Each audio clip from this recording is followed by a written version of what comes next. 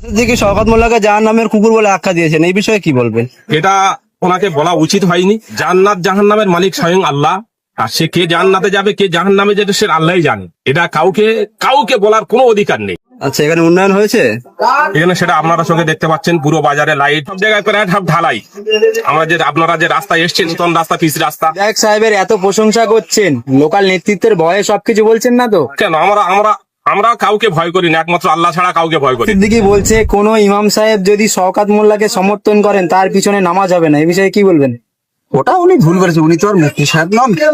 কোনো মানুষকে জাহান্নামের কুকুর বলা ঠিক নয়। জাহান্নামের কুকুর কে সে আল্লাহ জানে, আল্লাহ ঠিক করে রেখেছেন। কিন্তু কোনো মানুষ এইভাবে কাউকে বলা উচিত না। মোল্লা এখানে উন্নয়ন করেছে? অবশ্যই। কি উন্নয়ন করেছে? রাস্তাঘাট, জল পানীয়, আলো যা কিছু আছে সব তো দেখছি টানা উন্নয়ন। যে বিরোধীরা বলছে এখানে ভোট হয় না, ভোট লুট করা হয়, কি বলবেন? নিজেদের ভোটটা নিজে দিতে পারো নাকি চাপ্পা দিয়ে দেয়? অবশ্যই। দেখুন, দুঃখের বিষয় হচ্ছে আলেম সমাজ, ইমাম সমাজ, এটা সম্মানীয় একটা সমাজ, কিন্তু আমাদের কর্মের দোষে আজকে মানুষ আমাদের উপরে প্রশ্নচিহ্ন করছে, কথাটা ঠিকই। তবে আলেম সমাজ, ইমাম সমাজের কথা প্রকাশ্য যত না বলা হবে ততটাই কিন্তু ধর্মের জন্য ভালো একটা বিষয়। অপরদিকে ধর্মে যেগুলো হারাম আছে, নিষেধ আছে, সেইগুলোকে আমভাবে বলা দরকার। এই কাজের সঙ্গে যারা জড়াবে তাদের থেকে মানুষ দূরে যাতে সরে যায়, এজন্য প্রচার করা দরকার।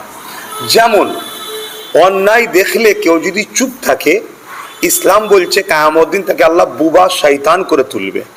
এবার সেটা যেই হোক, ঠিক তেমনই হাদিস পাকের মধ্যে আছে কেউ জালিম জানার পরও তাকে যদি কেউ সহযোগিতা করে, তাকে সাথ দেয়, শক্তিশালী করে, তার পাশে দাঁড়ায়, হাদিস পাকে আমার নবী সাল্লাল্লাহু আলাইহি বলছে সে ইসলাম থেকে বেরিয়ে যাবে।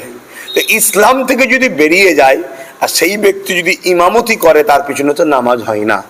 ইসলাম থেকে যদি কেউ বেরিয়ে যায়, সে ব্যক্তি যদি অকর্ম করে, তার জন্য তো ইসলামকে বদনাম করে লাভ নাই। তাকে তো ইমাম বা আলেম উলামা ভেবে আমাদের ভাবাটাই তো ভুল হচ্ছে। সব থেকে বড় কথা, আমাদের জাতিকে বলবো, আপনারা সবাইকে ছেড়ে দেন, ছেড়ে দিয়ে হুজুর পাক সাল্লাল্লাহু আলাইহি ওয়াসাল্লামকে ফলো করেন। হুজুর হচ্ছেন আমাদের মডেল, হুজুর হচ্ছে আমাদের আইডল। হুজুর ছাড়া দ্বিতীয় কেউ আমাদের মডেল নাই। হুজুর পাক সাল্লাল্লাহু আলাইহি ওয়াসাল্লাম তিনি আমাদের জন্য সবকিছু। যাকে দেখবেন তিনার রাস্তায় চলছে তাকে মানুন, যাকে দেখবেন তিনার রাস্তায় নাই তার থেকে দূরে সরে যান।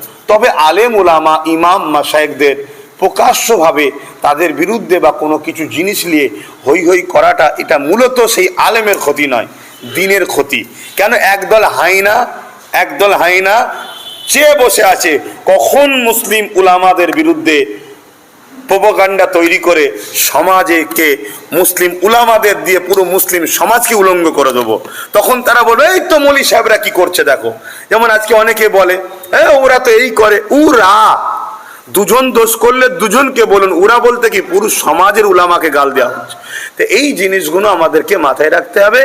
আর পাশাপাশি এটা মনে রাখবেন, আল্লাহ রসুল বলেছেন আখরি জামানায় খুব শিগগিরই আমার উম্মতের একটা অংশ শিরকের সঙ্গে লিপ্ত হয়ে যাবে, আর একটা অংশ শিরককে সহযোগিতা করবে। এই উভয়কে আমার রাসূল পাক সাল্লাল্লাহু আলাইহি ওয়াসাল্লাম বড় লানত দিয়েছে, আল্লাহর লানত আছে। এবং হুজুর পাক সাল্লাল্লাহু আলাইহি সাল্লামের দ্বিতীয়তম খলিফা হযরত ওমর ফারুক রাদিয়াল্লাহু তাআলা আনহু তিনি বলেছেন, যখন কোনো জায়গায় শিরক অনুষ্ঠিত হইবে, সেই রকম ধর্মীয় অনুষ্ঠানে, সেই রকম উৎসবে তোমরা যেন যেও না, কেন সেখানে আল্লাহর পক্ষ থেকে লানত হয়। কেন সবথেকে বড় কঠিনতম কাজ হচ্ছে অন্যায়ের দিক দিয়ে মহান স্রষ্টার সঙ্গে কাউকে শরিক করা। সেরকম একটা জায়গায় যখন উলামারা সেই বিষয়ে চুপ হয়ে যাবে, আলেমরা যখন চুপ হয়ে যাবে, তাহলে রাসূল পাক সাল্লাল্লাহু আলাইহি ওয়াসাল্লামের ওই হাদিসের কথা মনে পড়ে যায়। আল্লাহ নবী বললেন আখরি জামানায় আসমানের নিচে জমিনের ওপরে সব থেকে নিকৃষ্ট হবে একদল উলামা, যারা দুনিয়া তাগুতি শক্তির কাছে মাথা নত করার জন্য তারা অন্যায়ের সাথ দেবে, ন্যায়ের পক্ষে কখনো তারা কথা বলবে না। পাশাপাশি এটাও আপনারা মনে রাখবেন, প্রত্যেকটা কাফের কিন্তু তাগুত নয়, কিন্তু প্রত্যেকটা তাগুতই কাফের। তাগুত কাকে বলা হয়? তাগুত ওই শক্তিকে বলা হয় যে শক্তি ক্ষমতার জোরে শিরককে প্রমোট করে, ইসলাম বিরোধী কর্মসূচি তৈরি করে, মানুষের মধ্যে কুফরিকে ছড়ায়, ওই শক্তিকে বলা হয় তাগুত। যেমন আমি প্রকাশ্য মাইকে বলছি, আমার রাজ্যের সিএম, সে তার ধর্ম পছন্দ কি তার কাছে, সে কিন্তু দেখা যাচ্ছে ওই একটা দীঘাতে করলো, সেখানকারের প্রসাদ রেশনের মাধ্যমে সবাইকে খাওয়াচ্ছে। তার মানে কি, যে খাদ্যটা খাওয়া ইসলাম সমাজের আইন অনুযায়ী হারাম। যেমন আমার হিন্দু ভাইদের ধর্মীয় ভাবাবেগে অনেক খাদ্য আছে যে কোনো তাদের খাওয়া নিষেধ আছে, আমি যদি জোর করে তাদেরকে খাওয়াই, এটা কি আমার জন্য ঠিক হবে? ঠিক তেমনই এই যে তাগুত, এদেরকে তাগুত বলা হয়।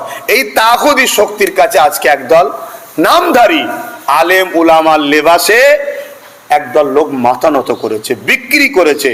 তাদের দ্বারা সমাজে কখনো ভালো কাজের আশা করা যেতে পারে না। ইবলিস শয়তান ছিল মুসলমান, কি মিলেন মোমেন ছিল, তো ইবলিস শয়তান আল্লাহর কথা অমান্য করার জন্য এসে দেখেন সে কাফেরে পরিণত হলো। এই আলেম সমাজ এলেম শিখেছে, ন্যায় পথে মানে এরা চলতে গেলে এদের যে লোভ দিয়ে দেওয়া হবে, কি মিলেন মুনাফিকি চালে পড়ে এরাও কিন্তু এরা পথভ্রষ্ট হয়ে যাবে, কি মিলেন ওই অন্যায়ের দলে মিশে যে এরাও ইসলামের ক্ষতি করবে। এটা নতুন কথা নয়, এটা পুরনো কথা। অতএব এদিকে চিনবার সময় এসে গেছে, কি বুঝলেন? হ্যাঁ, এরা যার কারণে এদিক ওদিক করছে। অন্য একটা ব্যাপার বুঝতেই পারছেন, অর্থ, কি বুঝলেন? গরিব হলে যা হয়, কীরকম পয়সা পাওয়া যাবে, ভয়ে করছে, চাকরি চলে যাবে, ইমামতি চলে যাবে, পয়সা পাবে না, হয়তো উল্টো কথা বলতে গেলে মঞ্চ থেকে ধরে নেবিয়ে মারবে, পিটবে, অত্যাচার জুলুম করবে, রাস্তায় ধরে মারবে, বেইজ্জতি করবে। এই ভয়ে কিছু আলেম সমাজ ওইদিকে মাথাটা গুঁজে দিয়ে ওর হয়ে না বললে না একটু বলে বলে যাচ্ছে, বুঝলেন? কারণটা হচ্ছে এই জায়গায়, কিন্তু এদের কার্যকলাপটা হচ্ছে তো মার পিট খুনোখনি, প্রতিবাদ করলেই আলেমদের ঘরে মারো, হ্যাঁ, যার কুতাচি উইক পয়েন্টে তাকে টিপে ধরে সেই জায়গায়, দুর্নাম বদনাম। এ সরকারি পার্টিটা তো দুর্নাম বদনাম থেকেই তো তৈরি, দুর্নীতি থেকেই টিএমসিটা জন্ম তো, জানেন না? হ্যাঁ, বিজেপির ঘরে টিএমসি জন্ম, কি মিলে বিজেপি তো টিএমসি, এটা পশ্চিমবাংলায় এসে, মমতা তো আরএসএস, জানেন না আপনি? পাক্কা তো আরএসএস, মুসলমান বিদ্বেষ, কি মিলে মুসলমানের ক্ষতি করেছে, জানেন না? আরও কত কি রাহাজানি খুন খারিপ চারিদিকে হচ্ছে না, হয়নি? কিছু মৌলানা বা মোল্লা মৌলবি ইমাম সাহেব ভাতা খা, এরা উল্টো পাল্টা বকছে। এদের তো সে এলেমের জ্ঞান নেই। এলেমের যে জ্ঞান থাকে হাদিস কোরআন থেকে এদিকে ওই জাহান্নামার কুত্তা, হ্যাঁ, কাফের, কি মিলেন পুজো করা, বুঝলেন না? শওকত মোল্লার বিষয়ে দলিল দিতে পারেন, দলিল দিতে পারবে না তো, বা কাফের লাইন কাটতে গেলে ইমাম সাহেবদের ঘাড়ে চেপে যাবে, মৌলী সাহেবদের ঘাড়ে চেপে যাবে, কুফুরি তকমাটা চেপে যাবে। যার কারণে হ্যাঁ, এরা দলিল না দিই আগুন বাগুন বকেছে যে এতে কি কিছু হবে না বুকে। হ্যাঁ, বাংলার মানুষ ধরে নিয়েছে, জেনে গেছে, কি মিলেন ও ক্রিমিনাল ছিল, এটা জেনে গেছে। এর জবাব আগামীতে বাংলার মানুষ দিয়ে দেবে। একটু ধৈর্য ধরেন, সবর করেন না, মানুষের নজরটা অন্য দিয়েই ঘোরাচ্ছে, ও ঘুরিয়ে কাজ কিছু হবে না। অতএব মমতা ব্যানার্জি সাহেব তিনি ভাবছেন হয়তো শওকত মোল্লাকে দিয়ে, কি মিলেন অভিষেক ভাবছেন শওকত মোল্লাকে দিয়ে, হ্যাঁ, পীর সাহেবদের চোখটা এই দিয়ে ঘুরিয়ে রেখে কাজ করব না। বাংলার মানুষ জেনে গেছে মমতা কি করতে চাইছে, কিসে দাঁড়িয়ে আছে, কোন মানে মানে খুঁটিতে ভর দিয়ে দাঁড়িয়ে উনি রাজনীতি করছে, এটা বাংলার মানুষ জেনে গেছে। অতএব গুন্ডা তুলুন, তোলাবাজি তুলুন, কি মিলেন ওনার গতিতে থাকবে। প্রশাসন দ্বারাই মমতা এখন দাঁড়িয়ে আছে, বাংলার মানুষ এদের পিছনে সরে গেছে, এটা মনে রেখে দেবেন। তার জবাব দিয়ে দেবে বাংলার মানুষ আগামী ইলেকশনে, সেই নিয়ে এরা ব্যস্ত আছে। ন্যায় আর অন্যায় থাকবে, যে দেখেন আল্লাহ নবীর জামানাতেও ছিল ন্যায় অন্যায়, এ দুনিয়াতেও যে দেখেন ন্যায় অন্যায় থাকবে। আবু জেহেল ছিল নবী জানাতে, কি দিনের ক্ষতি করেছে, ইসলামের ক্ষতি করেছে, নবীর ক্ষতি করছে, সাহাবাদের ক্ষতি করছে, বড় ইসলামের ক্ষতি করছে।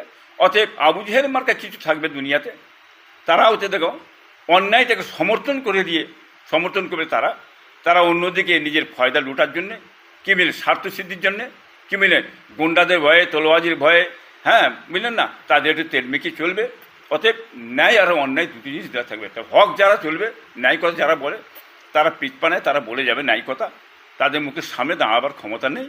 কথা বলি না, একদিন অন্যায়ের প্রতিবাদ মানুষ করবে, এর জবাব দিতে হবে, ধরা একদিন একদিন পড়ে যাবে।